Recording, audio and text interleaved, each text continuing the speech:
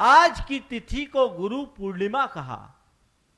संत कहते हैं उसी का जीवन परिपूर्ण हो सकता है जिसके जीवन में गुरु है। जिसके जीवन में गुरु नहीं, उसका जीवन अधूरा है। आज की तिथि जैन संस्कृति की दृष्टि से और भी महत्वपूर्ण तिथि हो गई।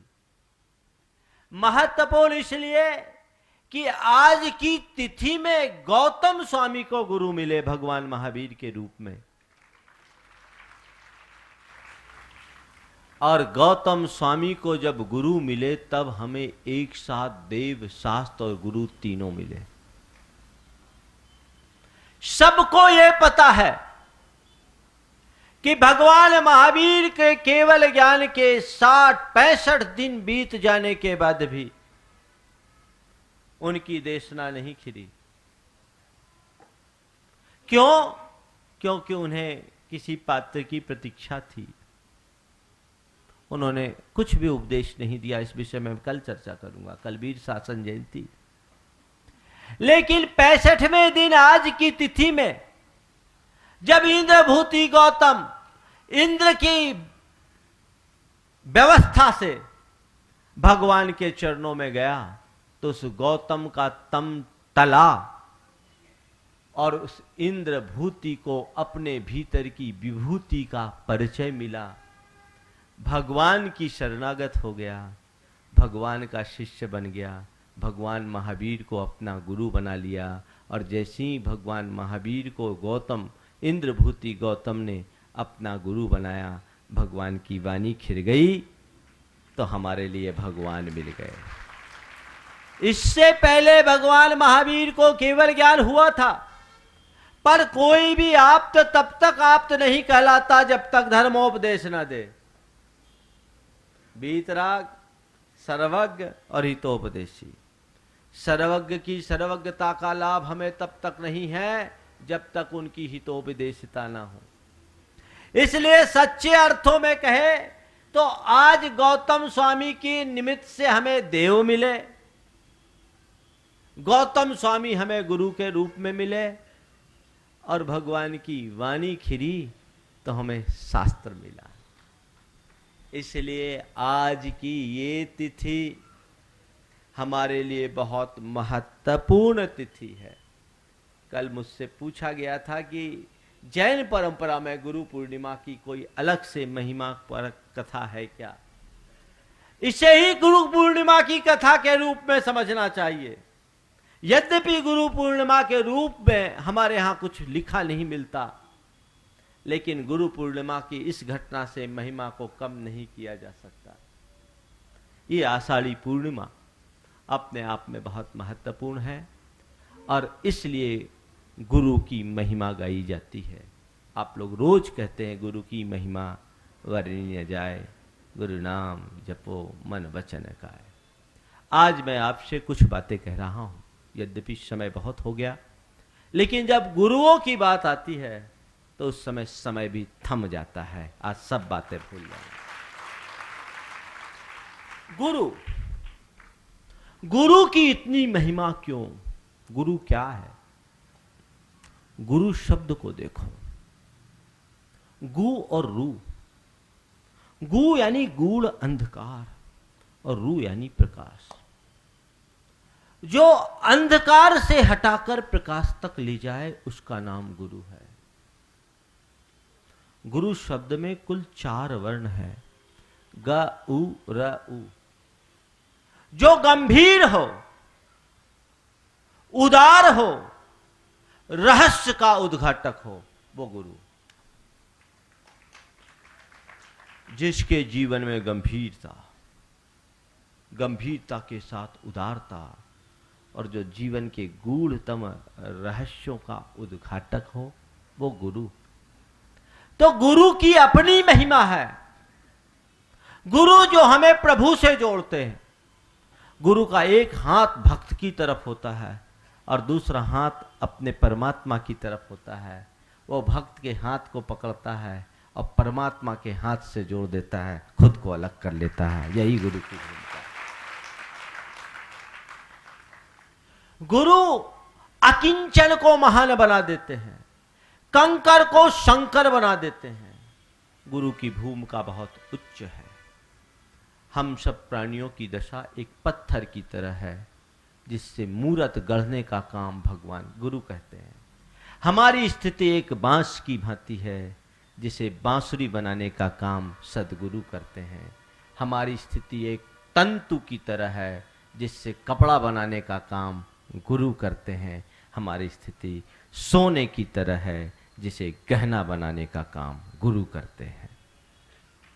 जिसे गुरु की कृपा मिल गई वो अकिंचन से महान बन जाता है। पर गुरु की कृपा कैसे मिले, और जिन्हें गुरु की कृपा प्राप्त हो गई वो क्या करे? कुछ बातें मैं आपसे कहना चाहता हूं। गुरु का मिलना बड़े भाग्य की बात है। गुरु का मिलना बड़े भाग्य की बात है। गुरु की शरण मिलना सौभाग्य की बात है, और गुरु के आदेश में चल जाना महाभाग्य की बात है। तुम्हें गुरु मिले ये तुम्हारा भाग्य, तुम गुरु की शरण में आए तुम्हारा सौभाग्य, लेकिन गुरु के इंगित रास्ते पर चलो तब तुम्हारे जीवन का महाभाग्य होगा। क्या करें?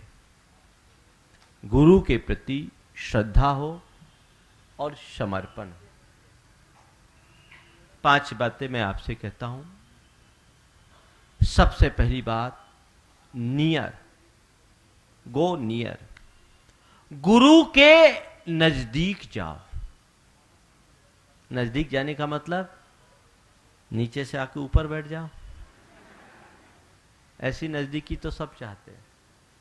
नहीं, नजदीक जाने का मतलब है उनके समीप जाओ, उनको पास से देखो, उनके व्यक्तित्व को समझो और उनके गुणों को आत्मसात करो। ध्यान रखना, दूर से गुरु का जो रूप दिखता है वह केवल उनका प्रताप होता है। गुरु का प्रताप उनके पुण्य के परिणाम से होता है। और नजदीक में जाओगे तो गुरु के गुण दिखेंगे। फूल को दूर से देखोगे तो फूल का सौंदर्य नजर आएगा, लेकिन फूल की सुगंध तो केवल उनको मिलती है जो फूल के नजदीक आते हैं। फूल के करीब आओगे तो उसकी सुवास के साथ साथ, उसके सौंदर्य के साथ साथ उसके सुवास का रसपान करने का भी सौभाग्य प्राप्त होगा। लेकिन ध्यान रखना, दूर से केवल फूल दिखता है, नजदीक आने पर कांटे भी दिखते हैं।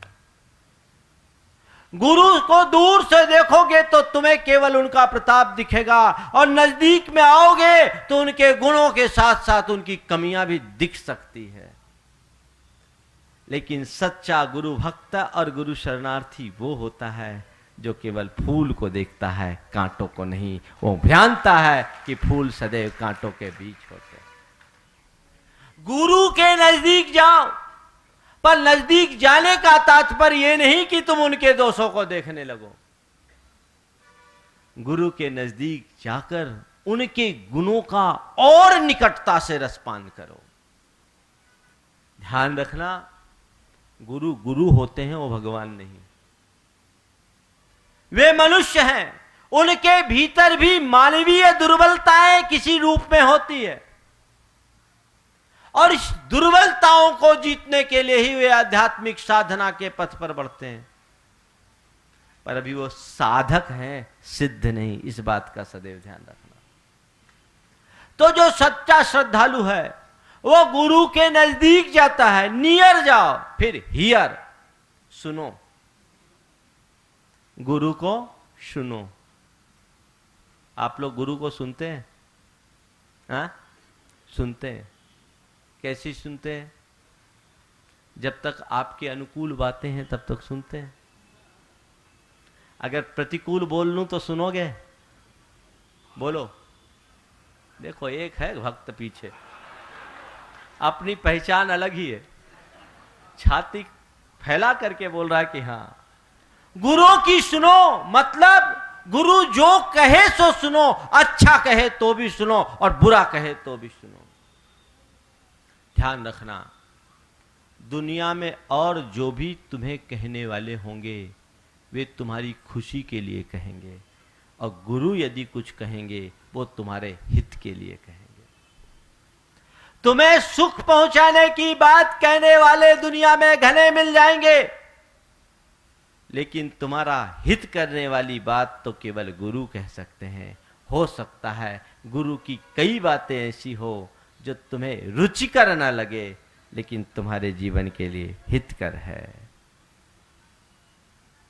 एक बार मैं गुरुदेव के चरणों में गया और एक बात गुरु ने जो मुझसे कही थी, मैंने कहा गुरुदेव ये मेरे मन को अच्छी नहीं लग रही है, ये बात मेरे मन को अच्छी नहीं लग रही।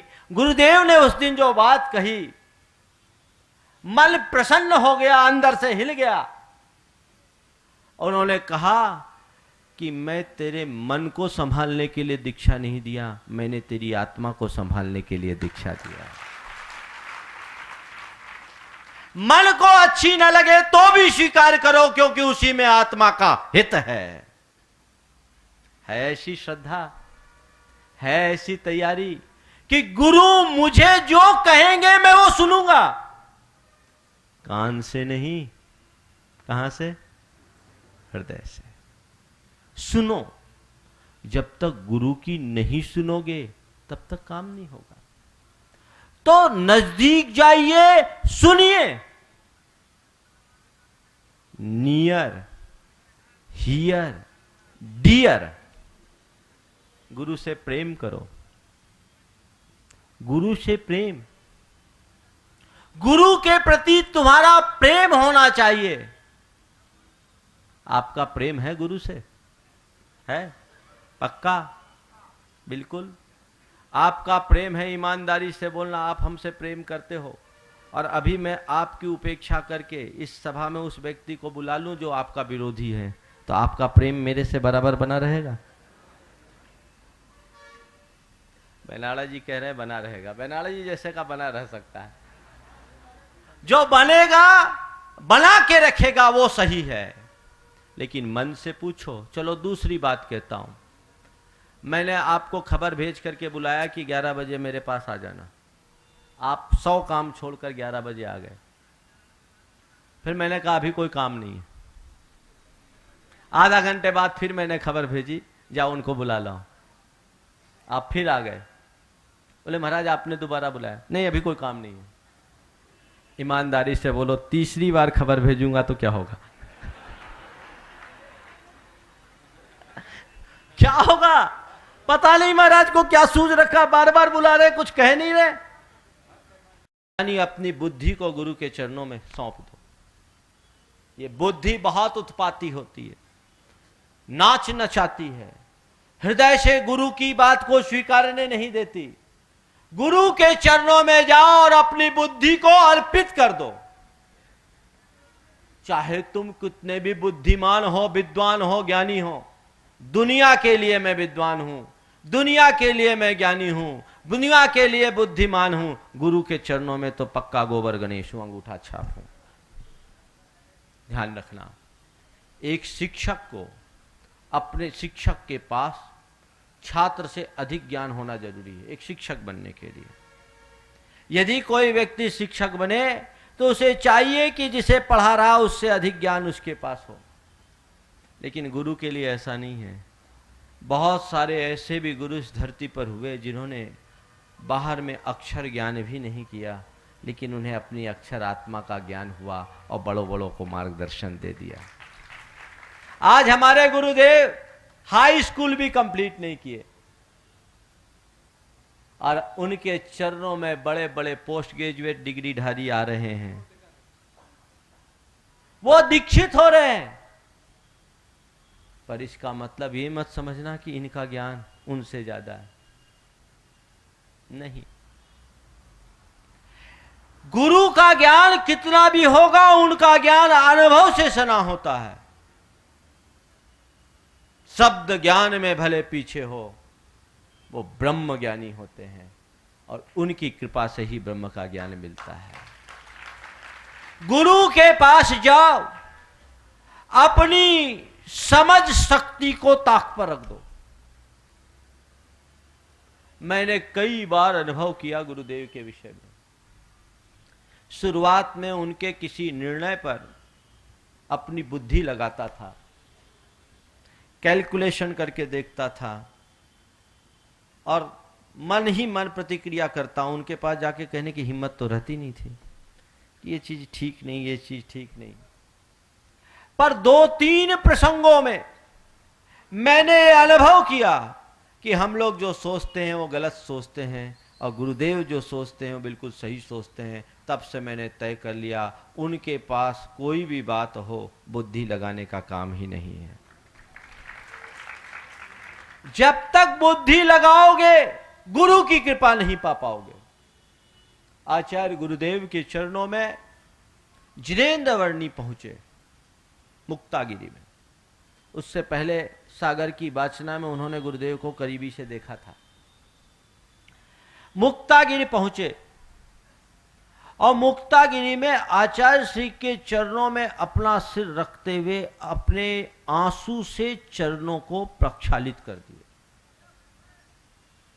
और उन्होंने कहा, गुरुदेव, पहली बार अपने मुख से उन्होंने गुरुदेव शब्द का प्रयोग किया था। गुरुदेव, मैंने अपने जीवन में बहुत कुछ किया,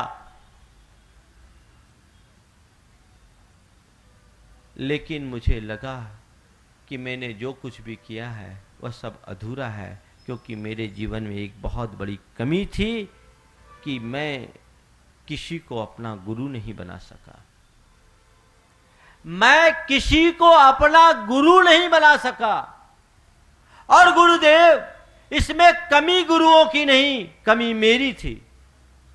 गुरुदेव, इसमें कमी गुरुओं की नहीं, कमी मेरी थी, क्योंकि मैं आज तक किसी का शिष्य नहीं बन सका। आज आपके चरणों में आया हूं, आपकी शरण में आया हूं, मुझे अपने शिष्य के रूप में स्वीकार कर अनुग्रहित करें और आज से मैं अपनी सारी बुद्धि आपके चरणों में सौंपता हूं। ये जिनेन्द्र वर्णी ने आचार्य गुरुदेव के चरणों में अपने आप को समर्पित किया और समर्पित करने के बाद इतने ज्ञानी, वाग्मी, मनीषी चिंतक होने के बाद भी जो कुछ आचार्य श्री ने कहा उसे अक्षर से पाला। आचार्य श्री ने उनसे कहा, कृत्रिम दांत बाहर निकालो तभी संलेखना की बात करो। उसी पल आचार्य श्री ने कहा, प्रवचन बंद, प्रवचन बंद। आचार्य श्री ने कहा, पूर्व अवस्था में आओगे तभी मैं दीक्षा समाधि कराऊंगा। गुरुदेव तैयार। वो पहले क्षुल्लक थे, उनके फेफड़े में इन्फेक्शन होने के कारण एक लंग रह गई थी, वो प्रतिमाधारी ब्रह्मचारी हो गए थे, वर्णी हो गए थे। बाद में क्षुल्लक सिद्धांत सागर के रूप में आचार्य श्री से उन्होंने दीक्षा ली और इसरी में उनकी उत्कृष्ट संलेखना हुई। कोई नहीं, समझ शक्ति को गुरु के चरणों में अर्पित कर देना। कुछ लोग ऐसे होते हैं जो गुरुओं को ही सलाह देने लगते हैं, महाराज ऐसा कर लीजिए, वैसा कर लीजिए। बहुत गड़बड़। उनकी समझ के आगे तुम कुछ हो कहां, अपनी औकात पहुंचानो। नंबर 2, निर्णय शक्ति। अपनी निर्णय शक्ति को गुरु चरणों में अर्पित कर दो। जो गुरु कहे मेरे लिए पत्थर की लकीर, गुरु का निर्णय ही मेरा निर्णय। मन कुछ चाहता है, गुरु कुछ चाहते हैं नहीं। जो गुरु चाहते वही मैं ही चाहता हूं। उनका निर्णय ही मेरा निर्णय। ये समर्पण है और इसमें बड़ा आनंद। हम सब में शिखर जी में थे, हम लोग सबकी पूरी समाज में चर्चा कि महाराज जी गुवाहाटी की तरफ जाएंगे, पूरब भारत की तरफ जाएंगे। वहां के लोगों के आग्रह को देखते हुए हम दोनों का मन भी कुछ उस तरह के लिए बना हुआ था, लेकिन गुरुदेव की आज्ञा आई, गुवाहाटी नहीं राजस्थान की ओर जाना है। पूरब से पश्चिम कहा, एक पल भी मन में कोई प्रतिक्रिया नहीं हुई, सहज स्वीकार। वो जहां कहेंगे हमारे लिए वही सब कुछ है। चारों धाम उनकी आज्ञा में बसते हैं। गुरु का निर्णय ही सबसे बड़ा निर्णय है। बिना किसी क्षोभ के, बिना किसी प्रतिक्रिया के, सहर्ष भाव से स्वीकार किए तो आज आनंदित है। अगर थोड़ा नू नच करते, 3-5 करते तो क्या होता, अपना मन ही खराब होता। क्योंकि हमारे गुरुदेव तो ऐसे हैं कि बहुत कम बोलते हैं।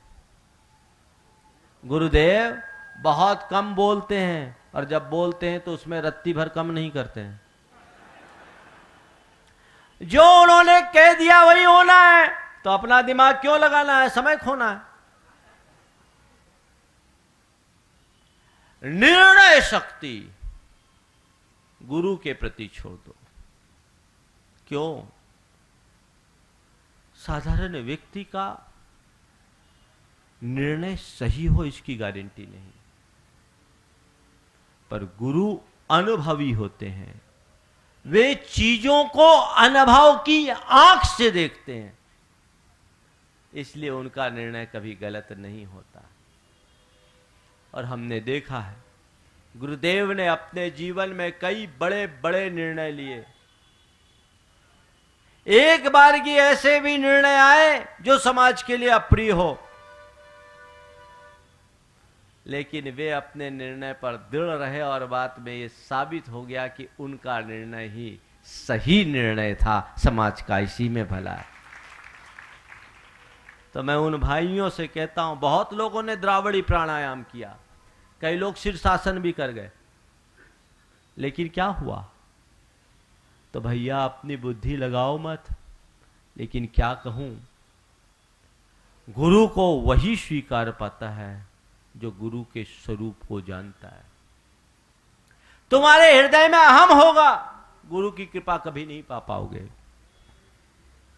श्री कृष्ण दुर्योधन के भी सामने थे और अर्जुन के सामने भी थे। दुर्योधन ने श्री कृष्ण को समझा नहीं, तिरस्कार कर दिया, उसकी हार हो गई। और अर्जुन ने श्री कृष्ण को समझ लिया, वो सारथी बनने को तैयार हुए, उसने स्वीकार लिया, अर्जुन की जीत हो गई। जो समझता है उसकी जीत होती है, और ना समझो की सदैव हार होती है। गुरु के स्वरूप को समझ जाओ और सारी निर्णय शक्ति गुरु के चरणों में अर्पित कर दो। और नंबर 3, इच्छा शक्ति। इच्छा शक्ति का अर्पण। अब मेरी कोई इच्छा नहीं, गुरु की इच्छा ही मेरी इच्छा। जैसा तुम कहोगे वैसा मैं करूंगा, जहां ले चलोगे वहीं मैं चलूंगा, जहां रख दोगे नाथ वहीं मैं रहूंगा, तेरी इच्छा ही मेरी इच्छा। इसका नाम समर्पण है तुम्हारे हृदय में ऐसा समर्पण? भक्त कोई भी हो सकता है, शिष्य हर कोई नहीं बन सकता। आज एक व्यक्ति आया, महाराज गुरु पूर्णिमा है, आप हमको अपना शिष्य बना लो। बोले शिष्य बनाया नहीं जाता, बना जाता है, और शिष्य बनने के लिए बहुत कुछ खोना पड़ता है। भक्त कोई भी बन सकता है, जो गुरु के प्रति श्रद्धा से भरा हो वो भक्त है, जो गुरु का गुणगान करे वो भक्त है, जो गुरु को आदर्श माने वो भक्त है। लेकिन शिष्य वो जो गुरु की कृपा पाकर अपने जीवन को आदर्श बना ले, वो शिष्य है। शिष्य बनने के लिए अपनी समझ शक्ति को अर्पित करना होगा, अपनी निर्णय शक्ति को अर्पित करना होगा, और अपनी इच्छा शक्ति को अर्पित करना होगा। तब तुम्हारे भीतर शिष्यत्व का निर्माण होगा। इन सबको अर्पित करें। आज की इस गुरु पूर्णिमा के दिन कोशिश करें कि हमें वह गुरु की कृपा प्राप्त हो, और गुरु का हस्तावलंबन पाकर मैं इस जीवन का कल्याण करूं। भव सागर से पार उतरने का और कोई दूसरा रास्ता नहीं। समर्पण कैसा होना चाहिए? गुरु शिष्य दोनों जा रहे थे। रास्ते में शिष्य की तबीयत सी कुछ खराब हो गई। गुरु एक जगह आसन लगाकर बैठ गए। शिष्य को बुखार था। गुरु ने कहा, कोई बात नहीं है बेटा, मेरी गोद में सिर रखकर तू लेट जा, मैं तेरे उपचार की कुछ व्यवस्था देखता हूं। शिष्य लेट गया। लेटते ही बेसुध सा हो गया। इतनी ही देशी बीच एक विकराल सांप फन फुफकारता हुआ सामने आया और वो शिष्य की ओर बढ़ा। गुरु ने सांप को रोका, बोला, तुम कहां जा रहे हो? सांप ने कहा कि मुझे आपसे नहीं, आपके शिष्य से प्रयोजन है, मैं इस शिष्य को डसने जा रहा हूं। गुरु ने कहा, ये मेरा शिष्य, तुम इसे क्यों डसना चाहते हो? इसे मत डसो। नहीं, मैं इसे नहीं छोड़ सकता, इसलिए पिछले जन्म में मेरा वध किया, मेरे मन में एक तीव्र प्रतिशोध की आग लगी हुई है, मैं उसका बदला लेकर रहूंगा, इसने मेरा खून किया है, मैं इसका खून पीकर ही शांत होऊंगा। गुरु ने समझाया, ऐसा करके तुम्हें क्या मिलेगा, तुम खून मत पियो। नहीं, मैं खून तो पीऊंगा, जब तक इसके खून का पान मैं नहीं करूंगा तब तक मुझे शांति नहीं मिलेगी। गुरु ने दिमाग से काम लिया और कहा, ठीक, तुम्हें इसके खून रक्तपान करने की इच्छा है, ठीक है, यदि मैं तुम्हें इसका रक्त दे दूं और उसे पीकर तुम शांत हो जाओ तो चलेगा? बोला, चलेगा, लेकिन इसने मेरे गर्दन पर छुरी चलाई थी, मैं इसकी गर्दन का रक्त लूंगा, इसके गर्दन का, इसके गले का रक्त पीऊंगा। गुरु ने कहा, ठीक है, तुम वहीं रहो, मैं तुम्हें रक्त पिलाता हूं। गुरु ने आहिस्ता से शिष्य को अपनी गोद से उतार कर लिटाया, पत्तों का एक दोना बनाया, उसकी छाती पर चढ़कर गर्दन में, गले पर छुरी लगाया, हल्का सा चीरा लगाया, रक्त की धार फूटी और उसे पत्ता में भरा, दोने में भरा, सांप को पिलाया। सांप तृप्त होकर चला गया। गुरु के जान में जान आई। थोड़ी देर बाद शिष्य ने आंखें खोली तो गुरु ने कहा कि तुम्हारे पीछे एक सांप लगा हुआ था, तुम्हें पता है? बोले, गुरुदेव पता है, वो तुम्हें डसना चाहता था, मैंने उसे रोका, तुम्हें पता है? जी गुरुदेव पता है। मैं तुम्हारी छाती पर चढ़ करके तुम्हारी गर्दन पर छुरी चलाया, तुम्हें पता है? बोले, हाँ पता है। तुमने रोका क्यों नहीं? तुम्हारी छाती पर चढ़कर गले में छुरी चला रहा हूं, तुमने रोका क्यों नहीं? बोला, गुरुदेव रोकने का क्या काम? रोकने का क्या काम? मुझे पता था कि गुरु अगर मेरे गर्दन में भी छुरी चलाएंगे तो मेरे कल्याण के लिए चलाएंगे, इसमें सोचने की बात क्या है? गर्दन में छुरी भी चलाएंगे तो मेरे कल्याण के लिए चलाएंगे। इस समझ और इस श्रद्धा का नाम समर्पण है समर्पण। आजकल लोगों की स्थिति यह है कि उनके मनोनुकूल काम करो तो महाराज बहुत बढ़िया है, और मन के प्रतिकूल काम हो जाए तो महाराज ऐसा है वैसा है होने लगता है, महाराज ऐसे है वैसे कहने लगते हो। नहीं, परमार्थ को समझो, परमार्थिक दृष्टि से चलो। गुरु श्लोक की विभूति है। यही कारण है कि गुरु ब्रह्मा गुरु विष्णु गुरु देवो महेश्वर है। गुरु साक्षात परब्रह्म तस्मै श्री गुरुवे नमः। ब्रह्मा विष्णु और महेश को लोक में अलग अलग 3 रूप में माना गया। कहते हैं लोक के निर्माता का नाम ब्रह्मा, लोक के पालक का नाम विष्णु और लोक के संहारक का नाम महेश है। पता नहीं ये कहाँ है, लेकिन गुरु के भीतर झांको तो उसमें तीनों रूप दिखता है। गुरु तुम्हारा निर्माण करते हैं इसलिए वो ब्रह्मा है। गुरु तुम्हें मार्ग बताकर तुम्हारा पालन पोषण करते हैं इसलिए वो विष्णु है। और गुरु तुम्हारी बुराइयों का संहार करते हैं, इसलिए महेश है, तीनों चीज़ें गुरु के पास है, इसलिए गुरु के चरणों में हमेशा नमन होना चाहिए। आज ये गुरु पूर्णिमा का दिन हम सबके लिए बहुत गौरवशाली दिन। अपने गुरु के चरणों में अपने आप को अर्पित करो। बंधुओं, एक बात मैं कहता हूँ, प्रत्येक व्यक्ति को अपने जीवन में एक आध्यात्मिक पथदर्शक के रूप में गुरु जरूर चुनना चाहिए। आपका अपना एक लीगल एडवाइज़र है, आपका अपना एक फैमिली डॉक्टर है, तो तुम्हारा एक पारिवारिक गुरु भी होना चाहिए, जिसके पास जाकर के तुम अपनी गुत्थियों को खोल सको। आर्त ध्यान से बचने के लिए गुरु का एक संबोधन पर्याप्त होता है।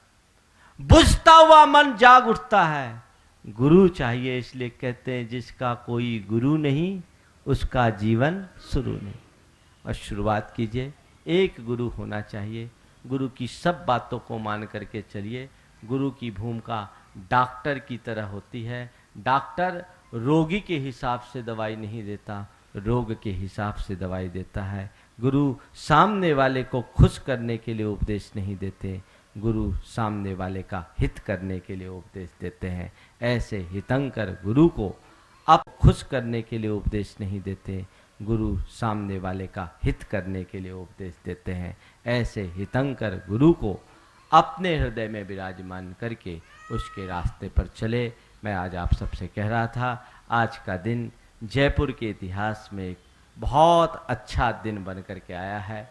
जयपुर के, आपके ही जयपुर के निवास करने वाले ब्रह्मचारी रोहित, जो हमारे संघ में 10 सालों तक हमारे साथ रहा और पूरे संघ की व्यवस्थाएं, सारे कार्यक्रमों का आयोजन वो जब रहता था तो मुझे तो कुछ सोचता नहीं था, मैं तो केवल प्रवचन करता था। सारा काम वो ही कार्यकर्ताओं से बातचीत करके संभाल लेता और बहुत अच्छी साधना उसने की। आज उस पर गुरु की कृपा हुई।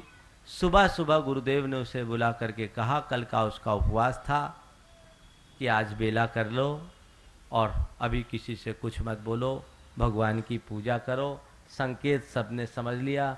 पीछी के लिए महाराज ने इशारा किया और खबर बाहर आ गई। मेरे पास मंच पे आते आते खबर आई कि आज उनकी दीक्षा है, उनके साथ 2 और ब्रह्मचारियों की दीक्षा है। निश्चित जिसको ये दीक्षा का सौभाग्य मिलता है उसका जीवन तो धन्य होता ही है, लेकिन जिस गांव में, जिस कुल में कोई दीक्षित होता है उस कुल का उद्धार होता है। जिस गांव का कोई दीक्षित होता है उस गांव का गौरव बढ़ता है, और जिस प्रांत का कोई दीक्षित होता है उस प्रांत की प्रतिष्ठा बढ़ती है। ब्रह्मचारी रोहित ने जयपुर के निवासी होने के बाद आज ये मुनि दीक्षा धारण करने का सौभाग्य पाया। इसी जयपुर के झोटवाड़ा के रहने वाले काला परिवार में, आज उनके परिवारजनों को भी अभी तक कोई पता नहीं होगा, लेकिन ये दीक्षा हमारे गुरु की यही परंपरा है। जो कुछ करना है जब मन में आ गया, गुरु पूर्णिमा के दिन उनके लिए गुरु की कृपा मिली। जिनको ये सौभाग्य मिला है भाग्यशाली हैं ही। मैं तो भावना भाता हूँ उन लोगों को भी ये सौभाग्य जल्दी मिले जो लंबे समय से प्रतीक्षारत हैं। सबको जल्दी से जल्दी सौभाग्य मिले।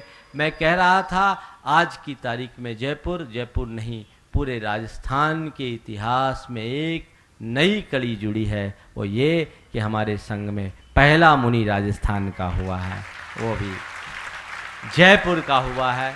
निश्चित जयपुर वालों के लिए बहुत गौरव की बात, पूरे राजस्थान का गौरव बढ़ेगा। और मैं तो कहना चाहता हूँ कि 48 वर्षों के बाद यदि कोई एक राजस्थान का आचार्य श्री के चरणों में दीक्षित हुआ। मुझे याद है जब मेरी क्षुल्लक दीक्षा हुई थी 8 नवंबर 1985 को, डॉक्टर शीतल चंद जी उस सभा में थे। उन्होंने आचार्य श्री को राजस्थान आने का निवेदन किया था। उस दिन का प्रवचन मुझे याद है। उन्होंने कहा था कि पंडित जी, ये राजस्थान की रेतीली भूमि नहीं, बुंदेलखंड की उर्वरा भूमि है, वहाँ से कोई निकलने वाला तो हो। चलिए, अब आपको एक आधार मिल गया है राजस्थान वालों को गुरु के सामने जाकर कुछ कहने का। गुरुदेव, आपकी कृपा के प्रसाद से राजस्थान की भूमि भी अब उर्वर हो गई है। और इसमें एक पहला अंकुर उगा है, अब कई अंकुर उगेंगे। ऐसे भी अब राजस्थान का क्लाइमेट बदल गया है, पहले बारिश नहीं होती थी, अब पर्याप्त बारिश होने लगी। तो जाकर के कहो कि गुरुदेव अब राजस्थान वो राजस्थान नहीं रहा जिसमें आपने दीक्षा ली, अब राजस्थान न होकर बुंदेलखंड का रूप ले रहा है। आप पहुंचो, वहां की माटी बहुत उर्वर है, बहुत संभावनाएं हैं, आपकी कृपा भर बरसनी चाहिए। आपके कृपा जल की वर्षा अगर राजस्थान की भूमि में एक बार पड़ गई तो एक नहीं अनेक भव्य जीव अपने कल्याण के लिए आगे बढ़ेंगे। ये बात आप सबको उन तक पहुंचानी चाहिए। मैं भी भावनात्मक रूप से आपकी बात उन तक पहुंचा रहा हूं। क्यों? क्योंकि भाई अब तो राजस्थान हमारी कॉन्स्टिट्यूंसी में आ गया, तो अपनी कॉन्स्टिट्यूंसी की बात तो हमें सोचना ही पड़ेगा बस। लेकिन आप लोगों से मैं इतना ही कहता हूं कि अपनी ऐसी अवस्था बनाकर रखो कि मैं कह सकूं, कहीं हमें ये ना सोचना पड़े कहाँ आके फंस गया। हालांकि मुझे मालूम है, मैं राजस्थान की संस्कृति को अच्छे से जानता हूँ, राजस्थान के इतिहास को मैंने पढ़ा है। राजस्थान की ये संस्कृति रही, राजस्थान की ये परंपरा रही है कि जो एक बार राजस्थान आता है उसके हृदय में राजस्थान की अमिट छाप पड़ जाती है, वो कभी उसे भूलता नहीं। और मैं जानता हूँ कि जयपुर और जयपुर ही नहीं, पूरा राजस्थान, अशोक जी तो कहते हैं महाराज ये राजस्थान का चातुर्मास है, जयपुर का चातुर्मास है ही नहीं। और जिस चातुर्मास की कमान अशोक जी के हाथ में हो वो जयपुर का नहीं, राजस्थान का नहीं, पूरे देश का चातुर्मास होना चाहिए। यह प्रयास आप सबको करना है, तो ऐसा प्रयास करो। अब 2 दिन बाद चातुर्मास की कलश स्थापना है, सारे देश की निगाह जयपुर पर केंद्रित होगी। कल सुधा सागर जी की हो जाएगी, अब नंबर जयपुर का है, उधर गुरुदेव का होगा। ऐसा आप लोग अपने उत्साह का, उल्लास का, उमंग का परिचय दीजिए, जिससे यहाँ आने वाले लोगों को भी लगे और पूरे देश में एक अच्छा संदेश जाए।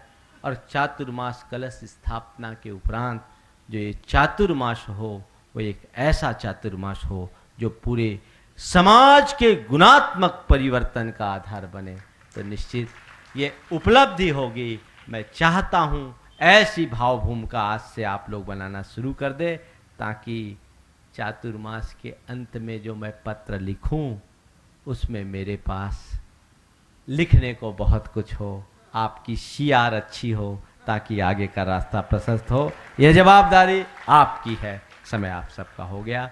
इतना ही कह करके गुरु चरणों में अपनी ओर से नमन करते हुए, महाराज श्री की ओर से नमन करते हुए, आप सब की तरफ से नमन करते हुए कि हो गुरुदेव, आपने हम सब पर बहुत बड़ी अनुकंपा की, जो आपने हमारे जीवन का निर्माण किया, आपने हमें पथ दिया, पद दिया, पाथे दिया।